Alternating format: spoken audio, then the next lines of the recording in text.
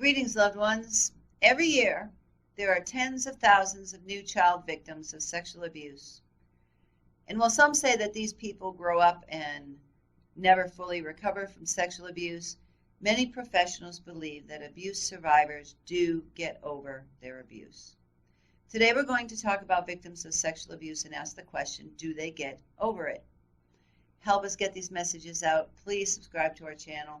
Follow us on Facebook, Instagram, and Twitter.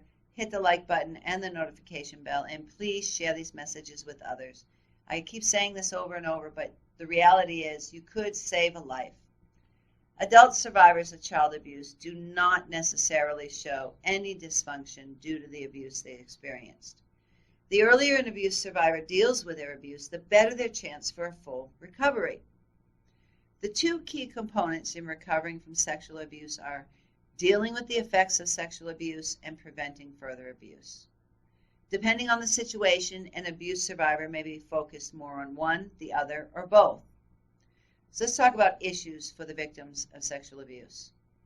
In order to fully recover, survivors of child abuse must deal with many issues. It is only once these issues are faced that victims of child sexual abuse can truly move on. And while issues are interrelated, the Child Welfare Information Gateway by the Administration for Children and Families lists these 5 treatment issues: trust, including patterns in relationships, emotional reactions to sexual abuse, behavioral reactions to sexual abuse, cognitive reactions to sexual abuse, and protection from future victimization. The victims of sexual abuse experience a break in trust in many ways.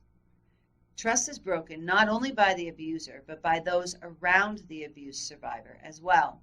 For example, the victim may feel betrayed by their family member if the abuser is a family member or family friend, or they may feel a lack of trust with all the people now concerned with their safety in all relationships. This trust can be repaired, however, by experiencing new, safe relationships, often with the aid of therapy.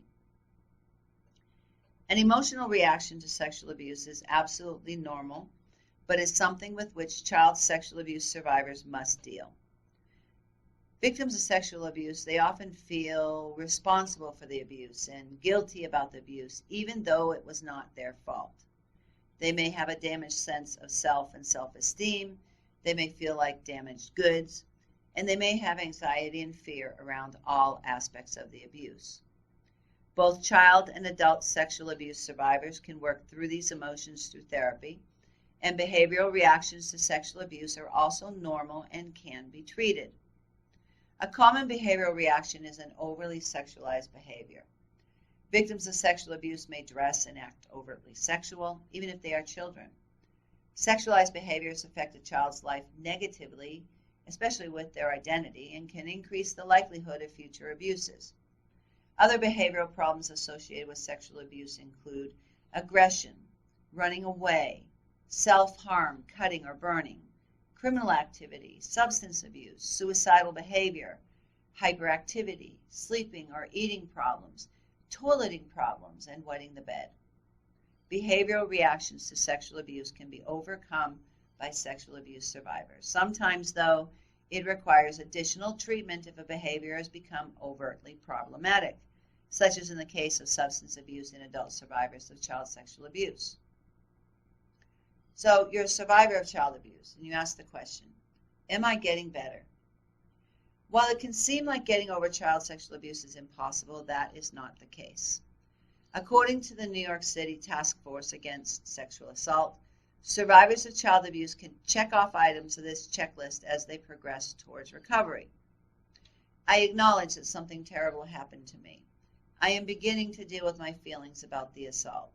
I am angry about what was done to me, but I recognize that my anger is not a constant part of my feelings. It intrudes into other parts of my life in a negative way. They can check off, I can talk about the assault experience with a counselor or a therapist. They can check off, I am beginning to understand my feelings about the assault. They can check off, I can give responsibility for the assault to the person who attacked me. The responsibility is not mine to accept. They can check off, I could not have prevented the assault, and I recognize that I did the best I could do to get through it. check off, I am developing a sense of my own self-value and am increasing my self-esteem. They can check off, I am comfortable with the choices I make for myself. They can check off, I am developing a sense of being at ease with the subject of my assault. They can check off, I recognize that I have a choice about whether or not to forgive my assailants. I'm going to insert here that forgiving your assailant doesn't mean that they didn't do something wrong.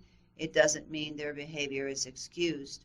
Forgiving your assailant is part of your healing process, and it involves you, not them. You can also check off that you recognize that you have begun to get back to control in your life, that the assailant does not have power over you.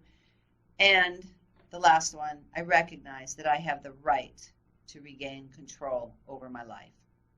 According to the CDC, over half of all children in the world, that's 1 billion children ages 2 to 17, experience violence every year.